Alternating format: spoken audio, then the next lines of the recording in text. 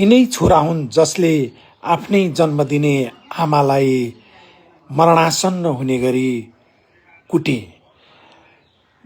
9 महिना पेटमा बोकेर 10 धारा दुध खुवाएर हुर्काएकी यी आमाले आज आफ्नै छोराको यस्तो परिस्थिति भोग्नु पर्यो कि आफू मरणासन्न हुने अवस्थामा पुग्ने गरी कुटे पनि उनले प्रहरीले पक्राउ गरिसकेपछि आफूलाई आफ्ना छोरालाई केही नगरिदिन आग्रह गर्दै प्रहरी समक्ष उनी गुहार माग्दै पुगेकी छिन्। यिनी आमा यशिष घिमिरे जसले भद्रपुर नगरपालिका वार्ड नम्बर 8 क्याम्पस मोडका छोराले यिनकी आमा 79 वर्षीय चन्द्रमाया घिमिरेलाई मरणासन्न हुने गरी कुटे। तर उनी छोरा र नातिको सपनामा रमाएकी नाति यसरी खेलाएर बसेकी थिइन् र छोरासँग एउटा मिठो सपना साँचेर बसेकी थिइन्।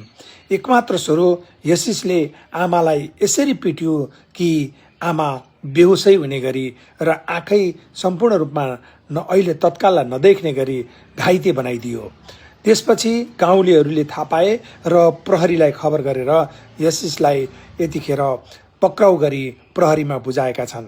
तर आमाले कुनै पनि जाहेरी दिएकी छैनन् र भनिरहेकी छिन् छोरालाई बचाइदिनु, बिचाराले मलाई कुटिहालो, जानेन, बचाइदिनु भनिरहेकी छिन्।